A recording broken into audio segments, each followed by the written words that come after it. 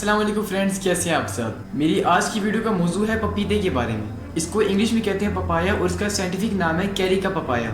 आज की वीडियो में मेरा मेन मौजू ये रहेगा कि मैं आपको जितनी हो सके उतनी ज़्यादा इन्फॉर्मेशन फराहम कर सकूँ पपीते के बारे में। तो चलिए वीडियो को शुरू करते हैं।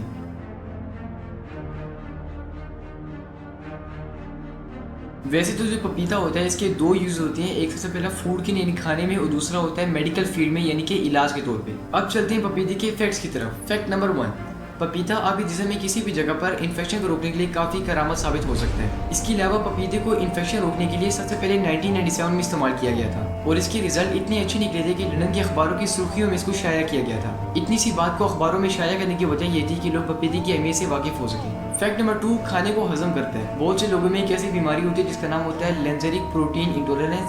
इसमें क्या होता है कि इंसान गोश्त को और अंडे को हजम नहीं कर सकता। इसकी वजह क्या होती है कि जो गोश्त होता है और अंडा होता है इसके अंदर होती है अमाइनो एसिड, और फिर जब हमारे मैदे के अंदर एंजाइम की कमी हो जाती है तो फिर उस वजह से भी जो हमारा मैदा होता है वो गोश्त को और अंडे को हजम नहीं कर सकता। लिहाजा अगर आप इस बीमारी से परेशान हैं तो फिर आप पपीते को इस्तेमाल कर सकते हैं। और वो किस तरह, वो मैं आपको बताता हूँ कि जैसे ही आप गोश्त खाएंगे या फिर अंडा खाएंगे तो उसको खा लेने के बाद आपने 2 से 3 पीस इसे खा लेने हैं, तो फिर क्या होगा कि जो गोश्त और अंडा होगा वो आपको हजम हो जाएगा। Fact number 3, bone and teeth problem. पपीते के अंदर विटामिन डी काफ़ी ज़्यादा मिकदार में प्रेजेंट होता है। उसका हमें ये फ़ायदा मिलता है कि जो हमारी हड्डियाँ होती हैं और जो हमारे दांत होती हैं ये काफ़ी हद तक मजबूत हो जाती हैं। और विटामिन डी का हड्डियों की मजबूती क्या ताल्लुक है, उसका ये ताल्लुक है कि जब भी हम कैल्शियम खाते हैं तो कैल्शियम को हमारी हड्डियों के अंदर डालने के लिए विटामिन डी काम आती है। अगर आपके जिस्म में विटामिन डी नहीं है तो फिर जितनी भी कैल्शियम होगी वो सारी ज़ाया होती जाएगी। लिहाजा पपीता आपके जिस्म को एक मुनासिब तादाद में विटामिन डी देता है ताकि आपकी जो बॉडी है वो मुनासिब तादाद में हर जगह पर कैल्शियम को तकसीम कर सके। Fact number 4, boost immune system. आपके इम्यून सिस्टम को बूस्ट करने के लिए पपीता काफ़ी ज़्यादा मुफीद हो सकता है क्योंकि पपीते के अंदर होता है विटामिन डी,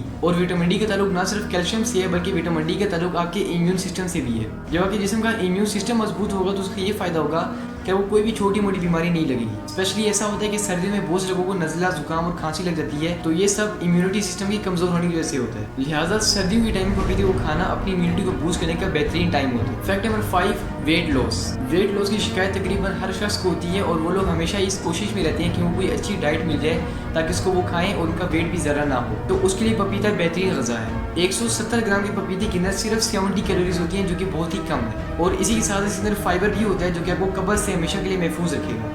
फैक्ट नंबर 6 ये है कि पपीते को चूंकि मेडिकल फील्ड में इस्तेमाल किया जाता है तो उसके अंदर एंटी इन्फ्लेमेटरी प्रॉपर्टीज़ होती है। उसका ये फ़ायदा होता है कि अगर पपीते को हम खाते हैं तो फिर हमारे फेस के ऊपर जितनी पिंपल्स होती हैं, दाने, वो सारे आहिस्ते आहिस्ते करके ख़त्म हो जाते हैं। और इसके अलावा भी दीगर छोटी मोटी प्रॉब्लम्स होती हैं स्किन की, उन सब को भी पपीता खा के अपनी प्रॉब्लम को ठीक कर सकती है। फैक्ट नंबर 7, अगर खाना खा लेने के बाद आगे पेट में दर्द होता है या फिर अक्सर आगे पेट में दर्द होता है तो उसके लिए भी जो पपीता होता है वो काफ़ी मुफीद होता है। फैक्ट नंबर 8, खाना खाने से पहले एपिटाइजर के तौर पर काम करता है। अब एपिटाइजर क्या होता है? एपिटाइजर का मतलब होता है कोई ऐसी चीज़ जिसको आप खा लें और आपकी भूख को बढ़ा देता है, और इस टिप को स्पेशली कमज़ोर लोग इस्तेमाल कर सकते हैं। यानी कि अगर कोई कमज़ोर शख्स है जिसको भूख नहीं लगती है और भूख ना लगने से वो खाना भी नहीं खाता, तो उसके लिए अगर वो खाने से पहले पपीते की 2-3 पीसेस खा लेते हैं तो फिर क्या होगा कि जो पपीता होगा वो आपके मैदे के अंदर एपिटाइजर का काम शुरू कर देगा और आपको भूख लग जाएगी। फैक्ट नंबर 9, और ये मोस्ट इंपॉर्टेंट फैक्ट है पपीते के बारे में, वो ये है कि जितने भी मसाने की इन्फेक्शन होती हैं और किडनी की इन्फेक्शन होती हैं उन सब को ट्रीट करने के लिए पपीता काफ़ी मुफीद होता है। देखिए, किडनी के ऑपरेशन आज के टाइम में बहुत ही ज़्यादा हो रहे हैं, और अगर कोई बंदा किडनी का ऑपरेशन कराने के बाद इसको रेगुलरली खाता है तो उसका इन्फेक्शन होने का चांस बहुत ही कम हो जाएगा। और इसकी जितनी भी फैक्ट आज तक बताई गई हैं उनमें से सबसे ज़्यादा इसके जो फैक्ट हैं वो किडनी और मसाने के बारे में। पपीते के बारे में 10वां और आखिरी फैक्ट वो ये है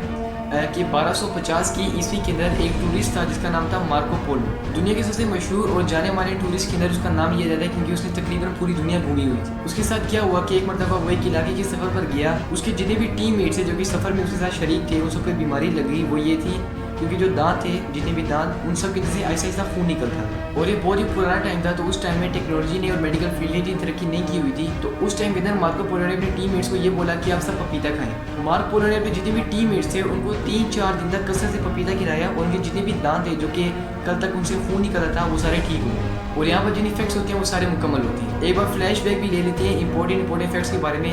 सबसे पहले जो पपीता होगा आपकी किडनी को इन्फेक्शन से महफूज रखेगा, उसके बाद जितनी मसाने की इन्फेक्शन है उन सबसे महफूज रखेगा, आपकी हड्डियों को, आपके बोन्स को ताकत देगा, आपकी स्किन की प्रॉब्लम्स है जितने भी उन सबको भी ठीक करेगा, और सबसे बढ़ के जो कमजोर लोग हैं उनके लिए भी मुफीद है। तो फ्रेंड ये थी मेरी आज की वीडियो पसंद आए तो वीडियो को लाइक करके मेरे चैनल को सब्सक्राइब कीजिएगा और साथ में बेल आइकन को भी दबाइएगा ताकि मेरे आने वाली वीडियो सबसे पहले आप तक पहुंच सके। इसके अलावा मेरा भी आपसे एक सवाल है कि आप अक्सर देखते रहते हैं कि मेरे चैनल पर कभी कुकिंग की वीडियो आती है, कभी प्रोडक्ट के रिव्यूज़ की वीडियो आती है और कभी हेल्थ केयर के ऊपर आती है। तो मैं दरअसल आपसे ये पूछना चाहता हूँ कि आपको किस कंटेंट की वीडियो चाहिए ताकि मैं उस की वीडियो अपलोड करता रहूँ। जैसे कि मैंने अभी पपीते के इफेक्ट्स के ऊपर वीडियो बनाई जो कि हेल्थ के अंदर आती है, या फिर आपको कुकिंग और कॉस्मेटिक प्रोडक्ट के रिव्यूज़ पसंद है। लिहाजा मुझे बात कमेंट सेक्शन में जरूर बताइएगा कि आपको मेरी तरफ से कौन सा कंटेंट चाहिए। मैं आपसे मिलूंगा अगली वीडियो में, तब तक के लिए अल्लाह हाफिज़।